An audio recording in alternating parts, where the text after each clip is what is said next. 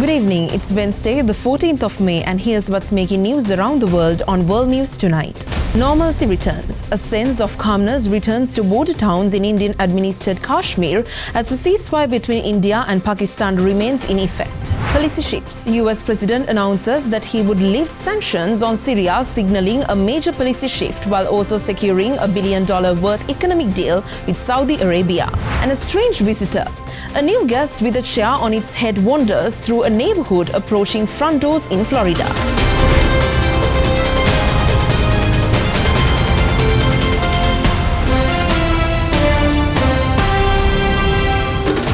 From Colombo, this is World News Tonight with Prashansa Gunawardana.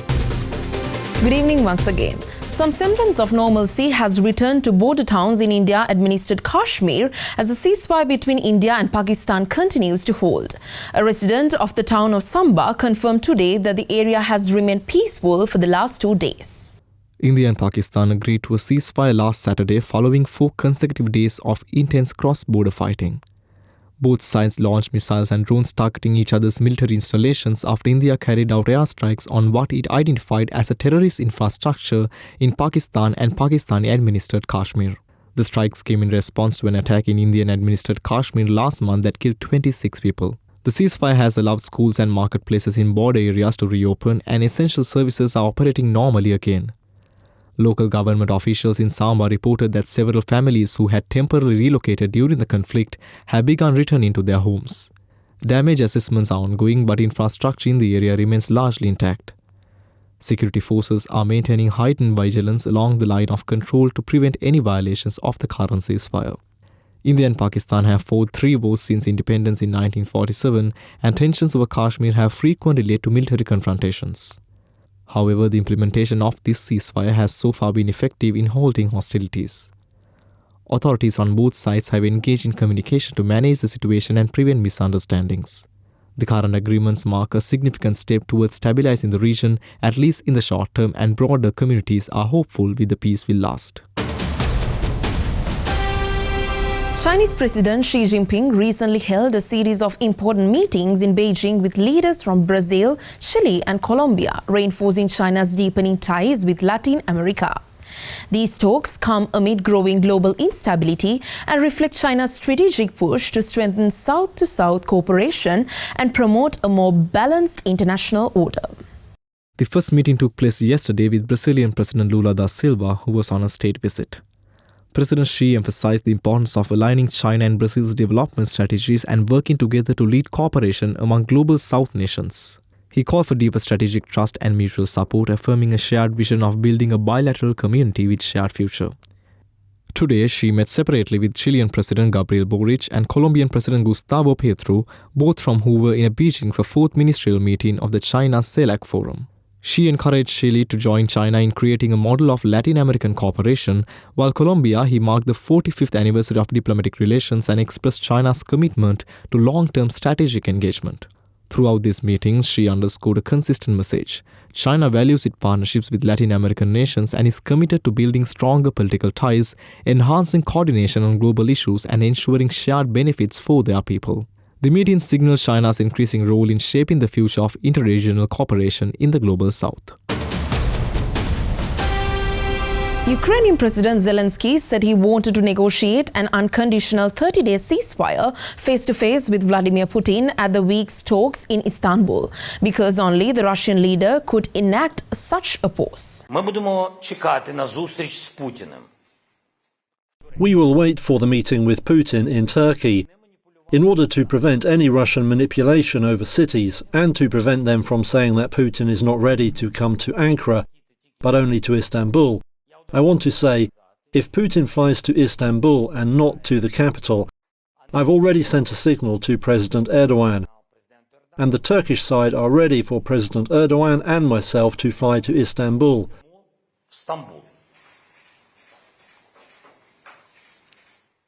In any case, we will do everything possible to make sure this meeting happens. If Putin is ready to meet, not only for media purposes but in real life, then on the level of leaders we will do everything to agree on a ceasefire.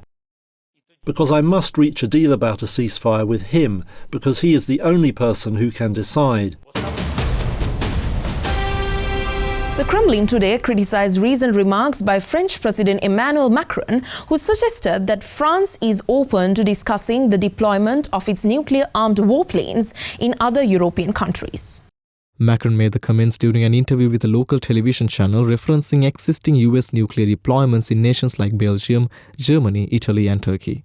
Macron said that they are ready to open this discussion, adding that he would outline the specific framework of such a move in the coming weeks and months. The French president's remarks are seen as a part of a broader effort to strengthen European defense capabilities amid growing geopolitical tensions. In response, Kremlin spokesperson Dmitry Peskov warned that expanding the presence of nuclear weapons in Europe would not increase the continent's security. The proliferation of nuclear weapons on the European continent is something that will not add security, predictability and stability, he said, noting that the current system of strategic stability is already in a fragile state. Macron had first introduced the idea of extending France's nuclear protection to European allies back in March. At the time, the Kremlin described it as France asserting nuclear leadership in Europe, a move Moscow viewed as highly confrontational and destabilizing. The latest exchange highlights the mounting strain in East-West relations over nuclear policy and military balance in Europe. Let's take a short commercial break. More world news coming right after this.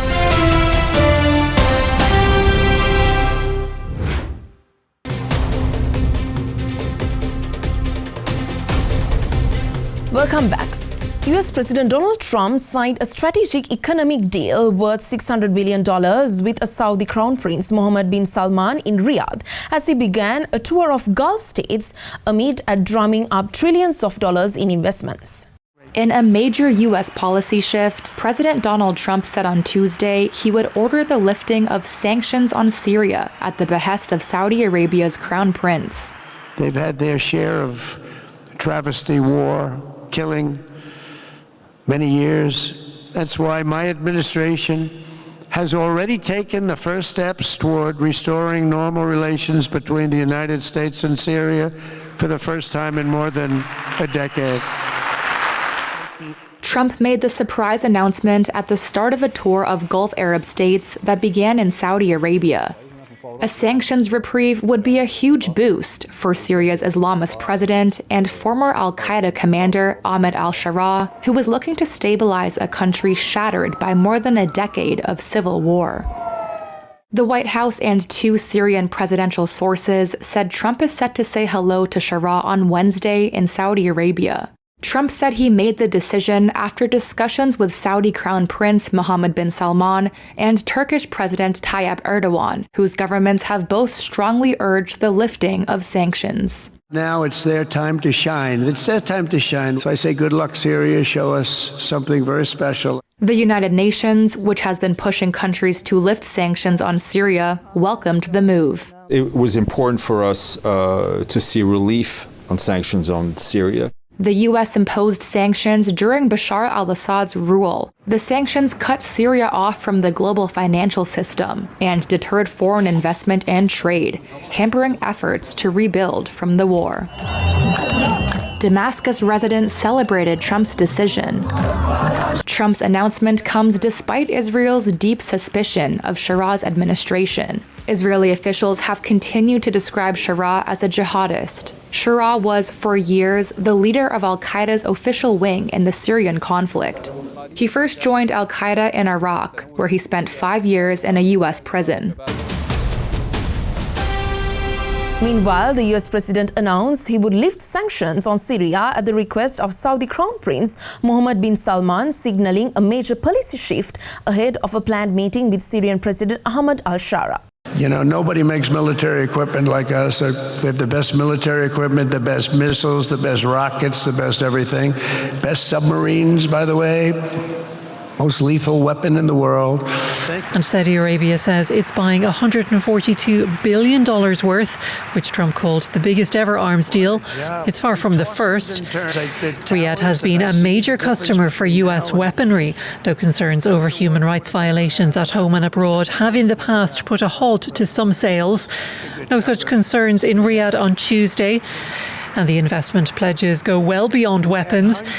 Saudi Arabia is set to pump $600 billion into American companies over the next 4 years in the AI, energy, health, sport and other sectors, evidence of the country's ever closer ties. We are meeting to deepen this strategic partnership from an economy based on natural resources to one based on diversification of income, knowledge and innovation. This partnership has been one of the most important pillars of our economic relations. This is the first foreign tour of Trump's second term. Saudi Arabia was also his first stop in his first term. It upends the tradition of an opening visit to neighbours Canada or Mexico or to a historic ally like the UK. Oh, what I do for the Crown Prince. One sign of Trump's focus on building new alliances with the strongman leaders he's trying to emulate. Jose Mujica, a former guerrilla fighter who later became president of Uruguay and was known as the world's poorest president, has died at the age of 89. Former Uruguay president and guerrilla fighter Jose Mujica has died at the age of 89. On Sunday, his wife and former Vice President Lucia Topolansky confirmed he was in the terminal stage of esophageal cancer, but the cause of death has yet to be determined. Mujica was known for a humble lifestyle and progressive reforms that earned him worldwide respect. Nicknamed Pepe, he led Uruguay's leftist government from 2010 to 2015.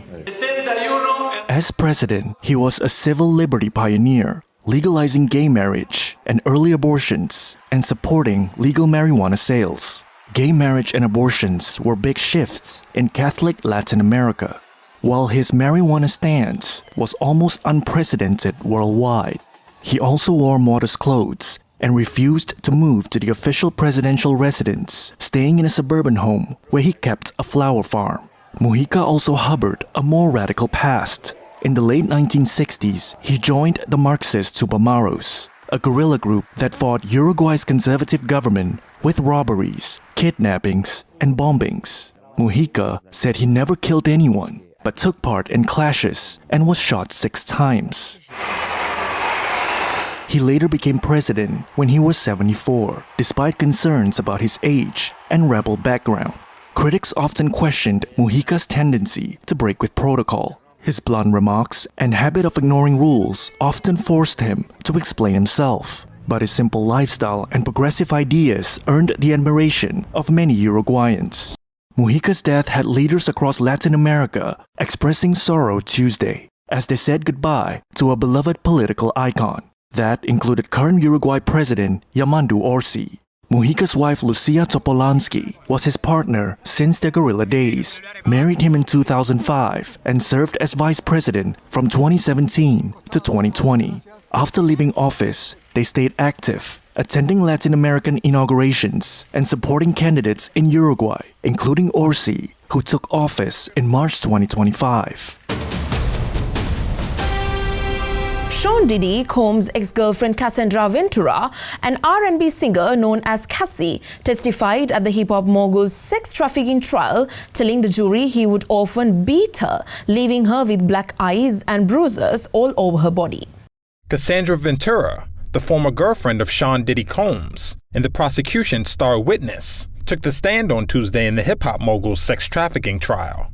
The R&B singer testified that her music career began to suffer as she increasingly spent her time participating in days of drug-fueled sex parties known as freak-offs organized by Combs. Ventura said she began taking part in the freak-offs to please Combs and continued for over a decade because he blackmailed her with videos of the encounters, adding that the performances could last 1.5 to 4 days. She said the freak-offs became a job where there was no space to do anything else. 55-year-old Combs has pleaded not guilty to 5 felony counts of racketeering conspiracy, sex trafficking, and transportation to engage in prostitution. A pregnant Ventura testified that she started dating Combs in her early 20s and that he frequently beat her, leaving her with black eyes and bruises all over her body. On Monday, the prosecution introduced a video from 2016 showing Combs assaulting Ventura as she tried to enter an elevator at a Los Angeles area hotel. Combs' defense conceded to jurors that he had a bad temper and jealousy problems, but said this had nothing to do with sex trafficking or racketeering. The trial is expected to last 2 months and include testimony from another 2 or possibly 3 of Combs' other female accusers, as well as his former employees who prosecutors say helped arrange and cover up his actions. If convicted on all counts, he faces a mandatory minimum sentence of 15 years and could face life in prison. Lyle and Eric Menendez, who have served 35 years of a life prison term for the 1989 shotgun murders of their parents, were ruled eligible for parole by an LA judge at a resentencing hearing. The Menendez brothers were sentenced to life with parole on Tuesday, paving the way for their possible release. The pair have spent 3 decades in a California jail for killing their parents with shotguns at their Beverly Hills home in 1989. They were originally sentenced to 2 consecutive life terms without parole. At trial, the brothers admitted to committing the killings but insisted they did so out of fear that their parents were about to kill them following years of sexual abuse by their father. Because they were youthful offenders then and have already served half of Tuesday's new 50-year sentences, they're immediately eligible for parole under state law. Now 57 and 54, Lyle and Eric listened in via video link from prison where they'll remain for the time being. The brothers' attorney, Mark Garagos, spoke outside the court. I just know that on a day like today, that redemption is possible. The fact is, the Menendez brothers have done remarkable work, and today is a great day after 35 years. And I'm hopeful and glad that we're one huge step closer to bringing the boys home. It's the latest turn in a case that captivated the U.S. in the 1990s because of the brothers' wealth and privilege as sons of a record company and entertainment industry executive. It's been back in the spotlight after a Netflix series raised new evidence to support their claims they were sexually abused by their parents. Last fall, former District Attorney George Gascon cited that evidence to petition for resentencing the brothers to a lesser crime and releasing them. His successor, DA Nathan Hochman, disagreed after taking office, saying the brothers have yet to fully acknowledge and accept responsibility for the killings. Under California law, a state parole board must now weigh in on the case, consider whether they deserve to be released, and make a recommendation to California Governor Gavin Newsom. A short commercial break now. We will be right back.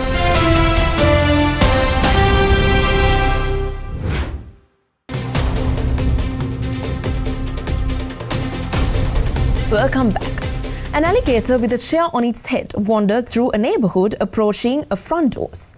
The unusual sight caught residents by surprise, prompting a quick response from authorities. An alligator was so eager to make friends, it brought its own chair to people's houses. The Lee County Sheriff's Office in Fort Myers, Florida, released this video of the social animal. They say it somehow ended up with a chair on its head. But that didn't stop it from approaching front doors in the neighborhood, obviously determined to introduce itself to local residents. Not trusting that the gator would assimilate to human life, a trapper was called in to return it to a more suitable habitat. The gator wasn't yet ready to leave, but these officials weren't going to wait for it to give up. They secured its mouth and loaded it onto a pickup truck. While the sheriff praised the responders for taking a bite out of crime, everyone was most relieved that the alligator didn't take a bite of anything else. And with that, we wrap up today's edition of World News Tonight. Stay tuned as I will be joining you shortly with the Nightly Business Report. And I'm Prashansa Gunawardana. We leave you tonight with the visuals from the Cannes Film Festival. Thank you for watching and have a good night.